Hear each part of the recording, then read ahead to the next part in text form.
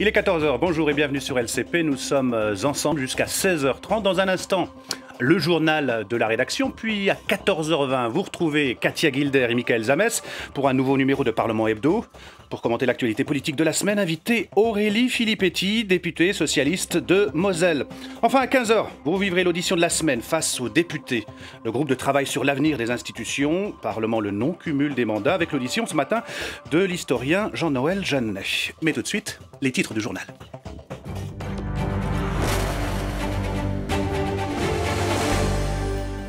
Racisme et antisémitisme, Manuel Valls présente son plan de lutte. Avec nous sur ce plateau, Christine Lazerge, présidente de la Commission consultative nationale des droits de l'homme. Merci et à tout à l'heure. Bureau national du Front National, Marion Maréchal Le Pen, intronisée en Provence-Alpes-Côte d'Azur pour les régionales. Jérémy Hartmann est avec nous en direct du siège du Front National. Et enfin, on parlera de la leçon du professeur Wolfgang Schäuble pour le ministre allemand des Finances. La France doit être réformée de force. Comment lutter contre le racisme et l'antisémitisme? Depuis le début de l'année, on a recensé plus de 230 actes, beaucoup plus que l'année dernière à la même période. Le Premier ministre Manuel Valls a présenté aujourd'hui un plan très attendu par les associations, 100 millions d'euros sur 3 ans et un renforcement de l'arsenal législatif. Les explications avec Rim Benhammer. Le Premier ministre a choisi un lieu symbolique pour présenter son plan de lutte contre le racisme et l'antisémitisme. Créteil, où une famille juive a été violemment agressée en décembre. Manuel Valls dénonce des actes anti-musulmans et antisémites en recrudescence. C'est un fait incontestable. Le racisme, l'antisémitisme, la haine des musulmans, des étrangers, l'homophobie augmentent de manière insupportable. Ce plan, promis après les attentats de janvier, contient 40 mesures et son budget atteint les 100 millions d'euros au total sur 3 ans. Il contient plusieurs volets. Un volet pédagogique avec une meilleure formation des enseignants à la laïcité et le signalement systématique des incidents. Un volet juridique avec l'intégration des discours de haine dans le droit pénal et non plus dans le droit de la presse. La possibilité d'action de groupe contre les discriminations. Dernier volet, le combat contre le racisme sur Internet, avec la création d'une unité nationale de lutte contre les contenus illicites au sein du ministère de l'Intérieur, avec des objectifs précis. Elle sera dédiée aux enquêtes de police judiciaire consacrées à la haine sur Internet. Ces objectifs seront clairs. Obtenir le retrait de ces contenus, identifier les auteurs et les poursuivre. La passivité sur Internet, c'est fini. L'irresponsabilité, c'est fini. La complicité, c'est fini. Les associations antiracistes attendent beaucoup de ce plan national. Au premier trimestre, 226 actes anti-musulmans ont été recensés, soit 6 fois plus que l'an passé. Les actes antisémites, eux, ont doublé en 2014. Avec nous sur ce plateau, Christine Lazerge, bonjour. Bonjour. Vous présidez depuis 3 ans la Commission nationale consultative des droits de l'homme, une institution dont l'étude annuelle est la source la plus sérieuse et la plus documentée, dit-on, pour mesurer le rapport des Français avec le racisme. Vous étiez avec le Premier ministre ce matin. Est-ce que le plan Valls, c'est suffisant pour vous ? Le plan Valls est évidemment une excellente chose. Et je trouve que rien que son titre, l'idée de mobilisation générale dans la lutte contre le racisme et l'antisémitisme, marque une étape. Et il faut en effet, nous le disons haut et fort dans notre rapport annuel sur le racisme et l'antisémitisme, nous disons que la lutte contre le racisme, ou plus en amont, la lutte contre les préjugés qui conduisent au racisme et à l'antisémitisme est vraiment l'affaire de tous. Donc, le fait que ce plan en 40 mesures mobilise plusieurs institutions, nombre d'associations, est un point de départ extrêmement positif. Il y a un volet juridique, les propos haineux sont plus lourdement sanctionnés. On passe du droit de la presse au droit pénal. Oui, C'était déjà le cas. Non, oui, enfin là, il y a une petite précision qu'il faut donner. Je suis professeur de droit, alors allons-y. Les sanctions sont rigoureusement les mêmes. C'est-à-dire que ce qui change, c'est qu'on programme de délocaliser l'infraction, de la faire glisser du droit de la presse c'est déjà du droit pénal, dans le droit de la presse, dans la partie générale du code pénal. Mais on ne touche pas aux sanctions. Concrètement, ça va changer quoi? Concrètement, dans notre rapport de la CNCDH, nous disons que ce qui est important en termes de sanctions, nous disons bien sûr qu'il faut sanctionner et que bien sûr il ne faut rien laisser passer. Mais ce qui est très important, c'est que la sanction prononcée ne soit pas perçue comme disproportionnée. Et quand on veut qu'une sanction soit pédagogique, il faut que la procédure qui conduit au prononcé de cette sanction soit elle-même pédagogique. Or, ce n'est pas du tout le cas de la procédure de comparution immédiate. Donc, les réserves que nous faisons pour la relocalisation dans le code pénal des infractions d'insultes racistes, par exemple, portent non pas tant sur le changement, la question de savoir si c'est dans la loi sur la presse ou dans le code pénal, puisque ce sont les mêmes sanctions, mais portent sur la procédure qui peut être suivie. Nous avons vu, après les événements dramatiques du mois de janvier, plusieurs poursuites pour apologie du terrorisme, fondées souvent, mais quelquefois les témoins. Les sanctions sont tombées en comparution immédiate de façon extrêmement dure et pas forcément adéquate. Nous nous disons, s'il y a transfert et localisation maintenant dans le code pénal, il faut exclure radicalement la procédure de comparution immédiate et utiliser au mieux les alternatives à l'emprisonnement et à la sanction pénale ordinaire. Christine Lazerge, au-delà de l'aspect juridique, vous publiez un rapport pour 2015, vous décrivez un pays, je cite, marqué par la crise économique, ce qui provoque d'importantes crispations identitaires. Donc c'est quoi la cause du racisme? C'est la crise? Elles sont multiples. Mais ce que nous notons, avec des chercheurs de Sciences Po, nous faisons calculer chaque année ce qu'on appelle l'indice de tolérance. C'est quoi les points saillants de votre rapport? Les points saillants, c'est quand même un moment d'espérance post-événement tragique du mois de janvier. C'est-à-dire que l'indice de tolérance des Français chutait de façon vertigineuse depuis le début de la crise économique. En 2014, on est en plateau et nous avons fait faire un sondage flash au début de l'année 2015, en mars 2015, qui montre que la tolérance remonte, comme si ces magnifiques manifestations du 11 janvier avaient recréé un peu de cohésion nationale autour de ceux qui sont malheureusement victimes beaucoup trop souvent de racisme ou d'antisémitisme. Dans votre rapport, vous interpellez la gauche. Elle est trop timide selon vous? Oui, mais alors, elle est moins timide depuis que nous avons ce matin ce plan, qui est quand même un plan fort, mais j'espère que la mise en œuvre va être à la mesure des 40 propositions, et j'espère surtout qu'on ira même plus loin.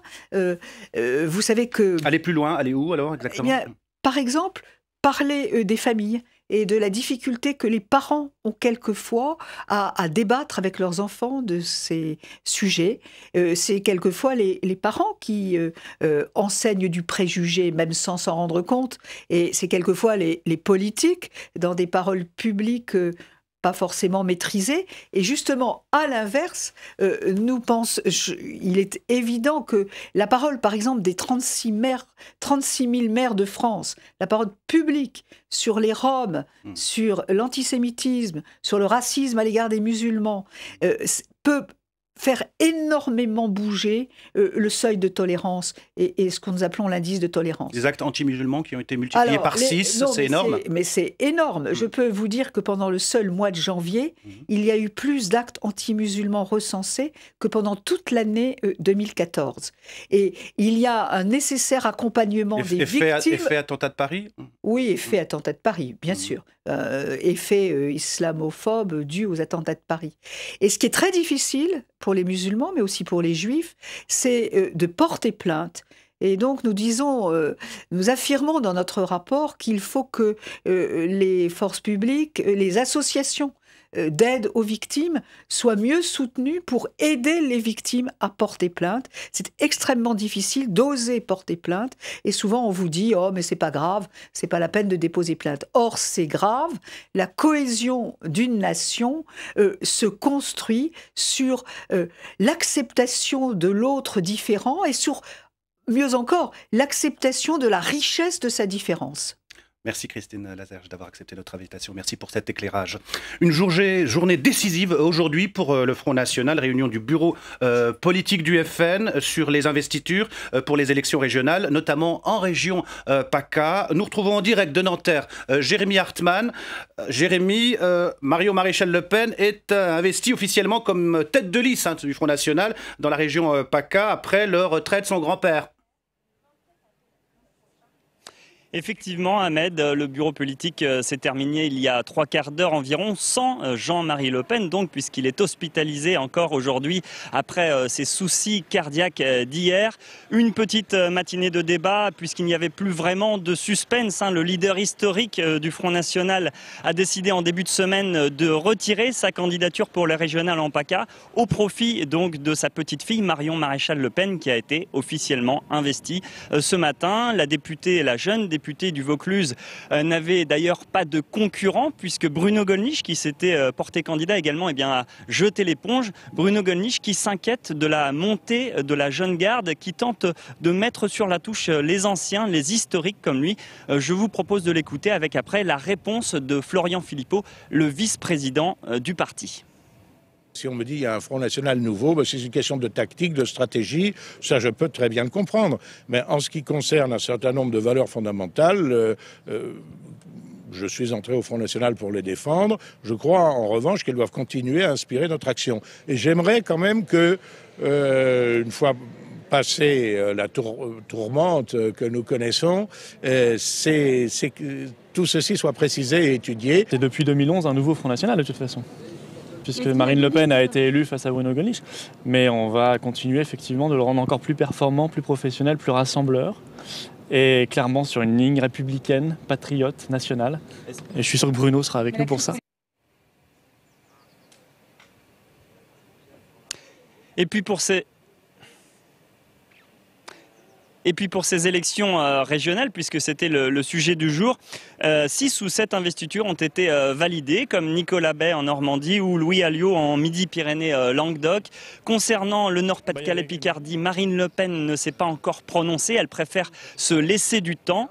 Et puis il faudra aussi attendre pour l'éventuelle exclusion de Jean-Marie Le Pen du parti pour ses propos sulfureux tenus dans le journal d'extrême droite Rivarol. Une procédure disciplinaire doit avoir lieu dans 10 jours, le 27 avril, lors d'un bureau exécutif. Merci Jérémy Hartmann et merci à François Goulin qui vous accompagne. Quant à Marine Le Pen, elle suscite toujours la curiosité puisque le magazine American Time la classe aujourd'hui parmi les 100 personnalités les plus influentes au monde, aux côtés notamment de Barack Obama et Vladimir Poutine. À l'Assemblée nationale, la loi sur le renseignement est toujours en discussion et ça continue de diviser à droite comme à gauche. L'essentiel sur cette loi avec Thibault Le Floch.